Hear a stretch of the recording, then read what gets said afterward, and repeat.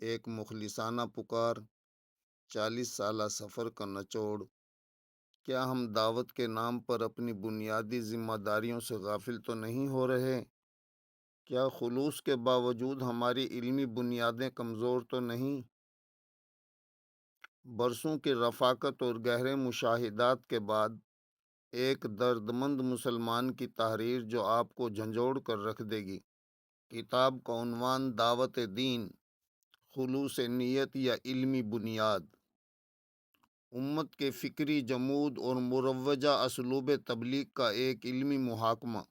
اس کتاب میں آپ پڑھیں گے، کیا گھر بار چھوڑنا ہی اصل نیکی ہے؟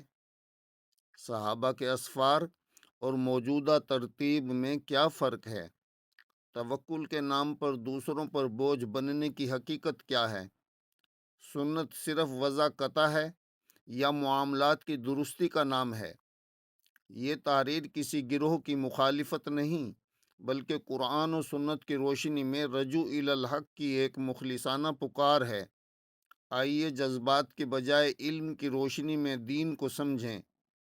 آپ ان 15 اقساط کو پڑھنے کے لیے مجھ سے رابطہ کر سکتے ہیں یا نیچے دیے گئے لنک پر کلک کریں۔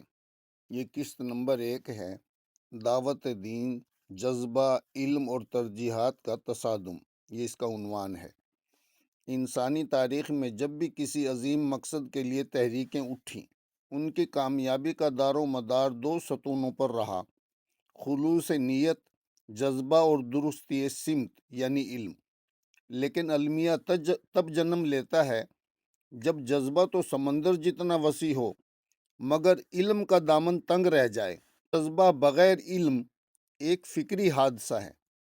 قرآن کریم نے واضح طور پر علم کو عمل پر مقدم رکھا ہے۔ ارشاد باری تعالی ہے، قُلْ هَٰذِهِ سَبِيلِي أَدْعُو إِلَى اللَّهِ عَلَىٰ بَصِيرَةٍ أَنَا وَمَنِ اتَّبَعَنِی۔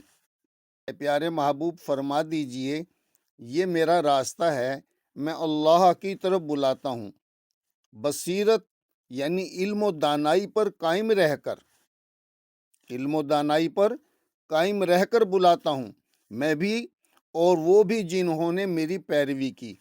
اس آیت کریمہ میں بصیرت کی شرط یہ بتا رہی ہے کہ دعوت محض ایک جذباتی پکار یا مخصوص مشق نہیں ہے، بلکہ یہ ایک ایسا علمی عمل ہے جس میں داعی کو معلوم ہونا چاہیے وہ کیا کہہ رہا ہے اور کیوں کہہ رہا ہے۔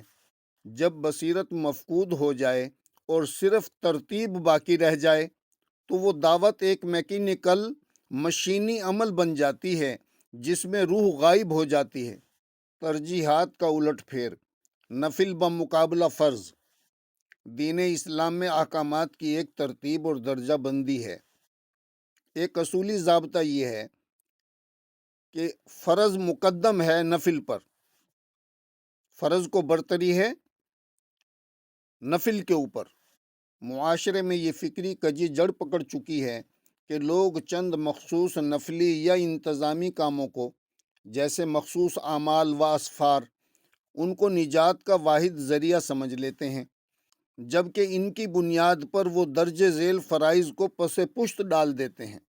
مثلا حقوق العباد، اہل و عیال کی معاشی اور اخلاقی کفالت، تزکیہ نفس، اخلاق رذیلہ یعنی حسد، کینہ، جھوٹ وغیرہ سے پاکیزگی حاصل کرنا، حصول علم، وہ بنیادی علم جو ہر مسلمان پر سیکھنا فرض ہے، ان کو پس پشت ڈال دیتے ہیں۔ نفلوں کا بڑا اہتمام ہوتا ہے۔ جب ایک شخص دعوت کے نام پر اپنے گھر کو اجاڑتا ہے یا سماجی ذمہ داریوں سے فرار اختیار کرتا ہے تو وہ دراصل اس سنت نبوی کی خلاف ورزی کر رہا ہوتا ہے جس نے حقوق اللہ اور حقوق العباد کے درمیان ایک میزان قائم کیا تھا۔ اجتہادی ترتیب کو شریعت کی طرح لازم کرنا ایک مخفی بدعت ہے۔